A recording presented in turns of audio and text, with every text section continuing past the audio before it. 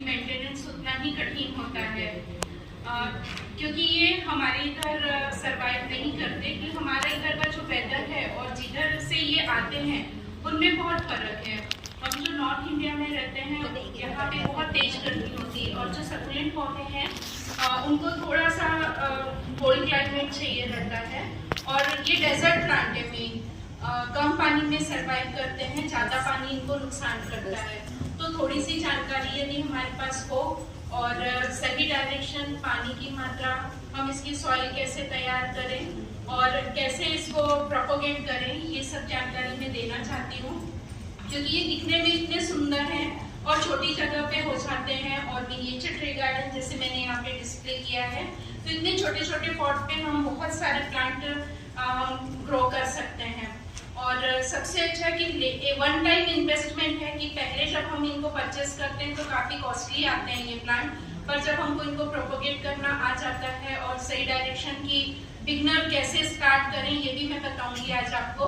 फिर धीरे धीरे प्रैक्टिस से और सब सही जानकारी से हम काफ़ी कुछ इनको घर पे भी ग्रो कर सकते हैं। तो आइए आज स्टार्ट करते हैं।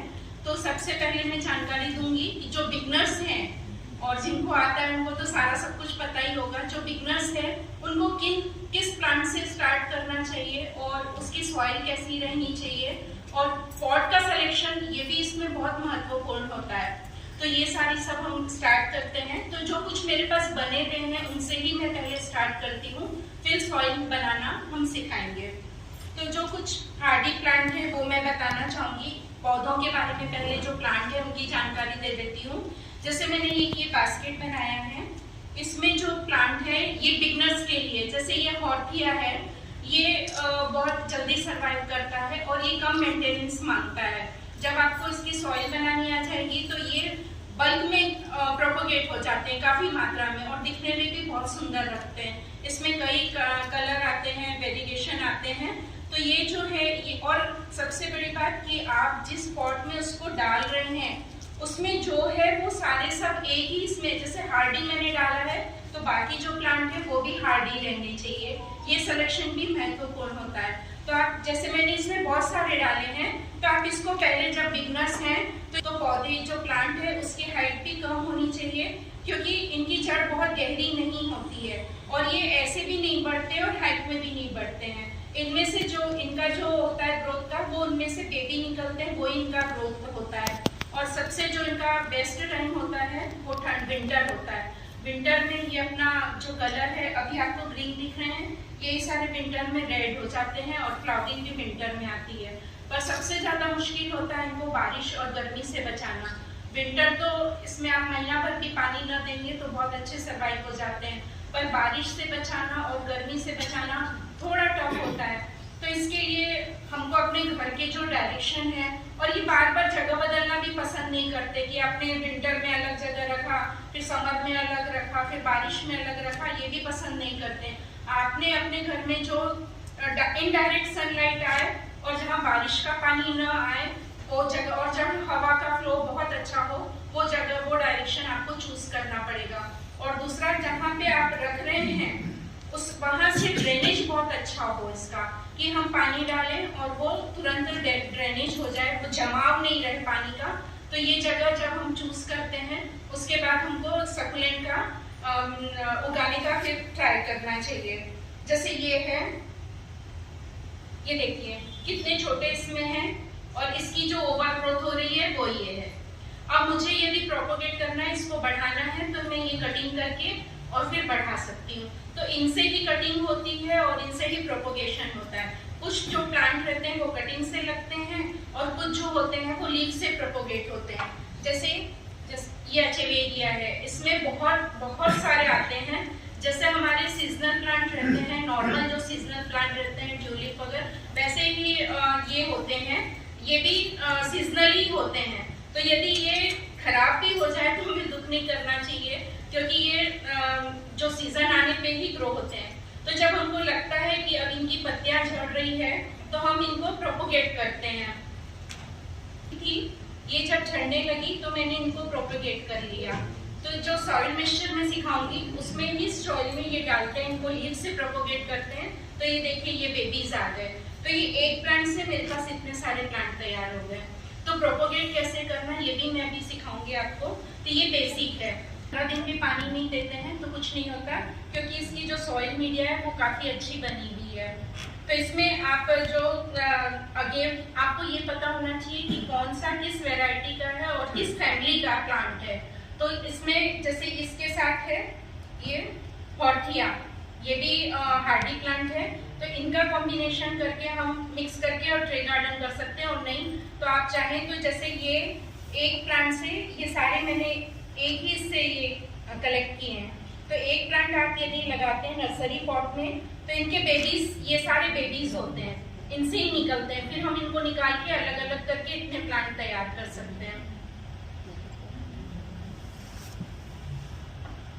ये वाला मैंने ये बनाया है, ये ट्रे गार्डन आप पास से भी देख सकते हैं। इसमें जो वैरायटी ली है ये थोड़ी सी नाजुक है, ये हार्डी नहीं है, तो मैंने उसके अकॉर्डिंग ही सारी चीजें डाली है कि और सबसे बड़ी बात कि जब हम प्लांट लगाते हैं तो उनकी जो लीफ होती है वो सॉइल से टच नहीं करनी चाहिए। तो इसके लिए हम ये सिंडर यूज करते हैं, ऊपर पत्थर डालते हैं ताकि वो सॉइल से टच ना करे और गले नहीं। इसमें ऐसा होता है फंगस बहुत जल्दी लगती है, तो इसका ध्यान रखें, पानी की मात्रा का ध्यान रखें, तो आपके प्लांट बहुत अच्छे सर्वाइव करेंगे और आपको मजा आएगा। क्योंकि दिखने में काफी खूबसूरत होते हैं ये कि हमारा मन करता है कि इनको बार बार होता है कई बार ऐसा हम बिगनर रहते हैं कि खराब हो जाते हैं, फिर भी हमारी ये कोशिश रहती है कि हम इनको वापस सर्वाइव करें। एक ही है, जबकि ऐसा नहीं है।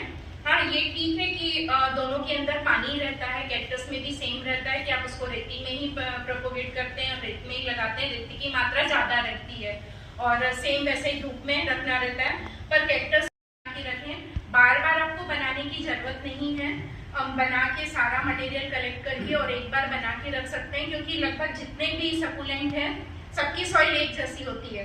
बस जब आपको प्रोपोगेट करना होता है तब फिर उसकी मात्रा क्या रहती है वो हम देखेंगे। तब थोड़ा सा जब ये बेबीज आने लग जाते हैं और उसके बाद जब हम पॉट में उनको डालते हैं तब फिर जो हम सॉइल मीडिया बना रहे हैं उसमें डालते हैं।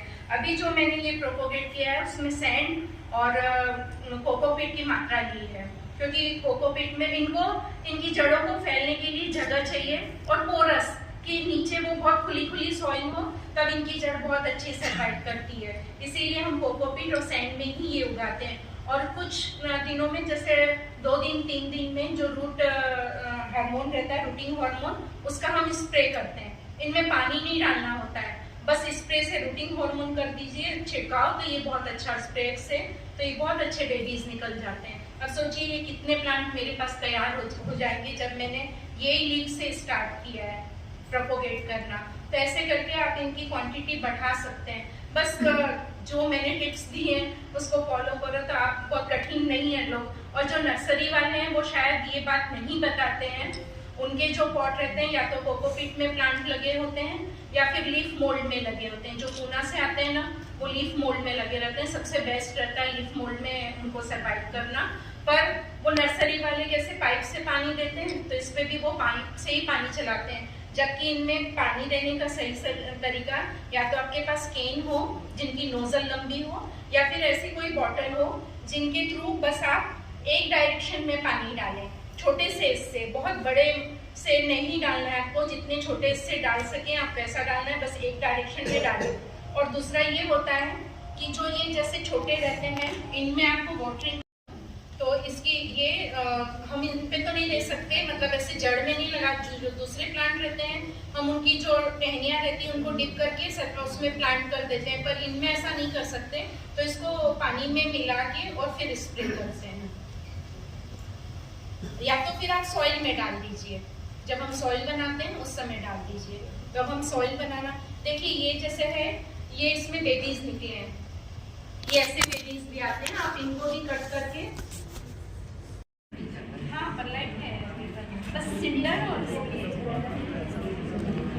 नहीं तो आप जैसे छोटे पॉट में लगाइए कट कर